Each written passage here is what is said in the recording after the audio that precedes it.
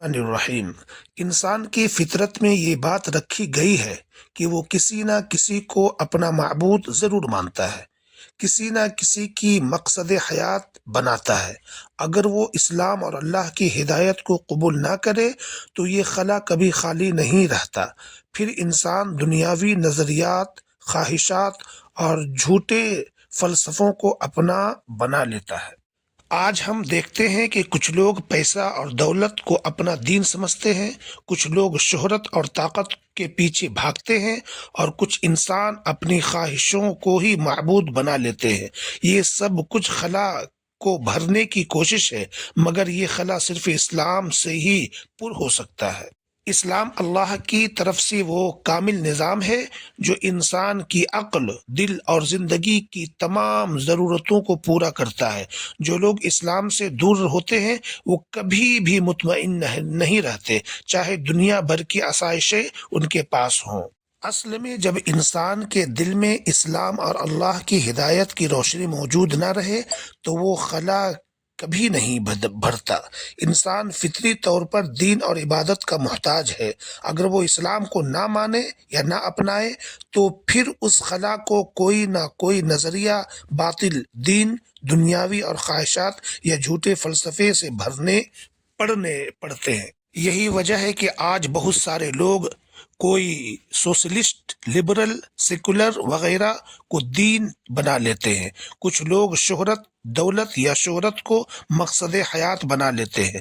کچھ لوگ انسانوں یا اپنی خواہشات کو معبود کی جگہ بٹھا لیتے ہیں۔ اللہ تعالیٰ نے قرآن میں فرمایا، افرأیت من الہ ہواہ واضلہ اللہ علی علم وختم علی سمعہ وقلبہ وجعل علی بصرہ غشاوہ فمن یہدیہ من بعد اللہ افلا تذکرون۔ یہ سورۃ الجاثیہ آیت نمبر 23 کی ہے۔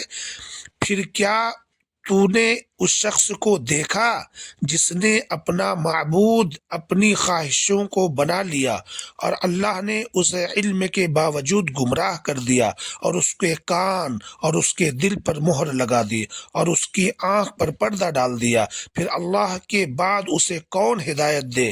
تو کیا تم نصیحت حاصل نہیں کرتے؟ یعنی جب اسلام کو چھوڑا جاتا ہے تو انسان پھر بھی کسی نہ کسی کو معبود بنا لیتا ہے، چاہے وہ مال ہو، شہرت ہو یا طاقت۔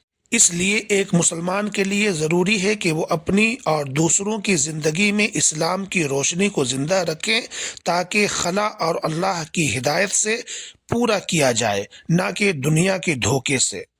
آج آپ دیکھ لیں، کوئی دولت کو اپنا خدا بنا رہا ہے، کوئی شہرت کے لیے پیچھے جان دے رہا ہے، کوئی طاقت کے لیے ظلم پر اتر آیا ہے، اور کوئی اپنی خواہشات کو معبود بنا بیٹھا ہے۔ لیکن اللہ تبارک و تعالیٰ قرآن میں فرماتا ہے، الا بذکر اللہ تطمئن القلوب، کہ جان لو دلوں کا اطمینان صرف اللہ کے ذکر میں ہی ہے۔ آپ ایکس مسلم ساحل کو بخوبی جانتے ہوں گے۔ انہوں نے اپنی ماں کی محبت میں دوبارہ اسلام کو قبول کیا، اور وہ یہ بھی کہہ رہا ہے کہ میں اسلام تو قبول کر رہا ہوں مگر میں اسلام کو ڈیفینڈ نہیں کر سکتا۔ یعنی اس کا کہنا یہ ہے کہ اسلام میں بہت ساری خامیاں، کمزوریاں پائی جاتی ہیں، اس کے باوجود میں اپنی ماں کی محبت اور اس کی ہمدردی میں جو میرے اندر ہے، اسی وجہ سے میں دوبارہ اسلام میں آ رہا ہوں۔ اب آپ یہ بتائیں، یہ کوئی اسلام لانا ہوا؟ ایسا لگ رہا ہے کہ وہ اللہ کے دین کو قبول کر کے خدا یا اسلام پر احسان کر رہا ہے۔ کیا یہ دین قابل قبول ہے؟ ویسے دلوں کا حال تو اللہ ہی بہتر جانتا ہے، مگر میں آپ کو ایک آیت کے ساتھ اپنی بات کو ختم کروں گا۔ سورۃ البقرہ آیت نمبر 208، یا ایہا الذین آمنوا ادخلوا فی السلم کافہ ولا تتبعوا خطوات الشیطان انہ لکم عدو مبین۔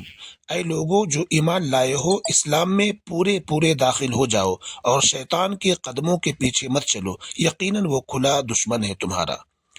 مخلص مومن کی 27 کے بعد تمام مومنوں کو حکم ہوتا ہے کہ تم بھی پورے اسلام میں ساری شریعت پر چلو، یہ نہیں کہ اسلام کے کچھ احکام پر عمل کر لیا باقی چھوڑ دیے، نماز روزہ کی پابندی کر لی اور عقیدہ میں شرک، تجارت میں سود، عدالتوں میں غیر اللہ کا قانون، معاشرہ میں ہندو نصرانی یہودی تہذیب کا اختیار کیے رکھا، اور آپ سوچتے ہیں کہ ہم مسلمان بن کر رہیں گے، تو آپ شاید دنیا والوں کے لیے یا اپنے سرٹیفکیٹ پر مسلمان ثابت کر لیں، لیکن اللہ کے یہاں اس کی کوئی حیثیت نہیں۔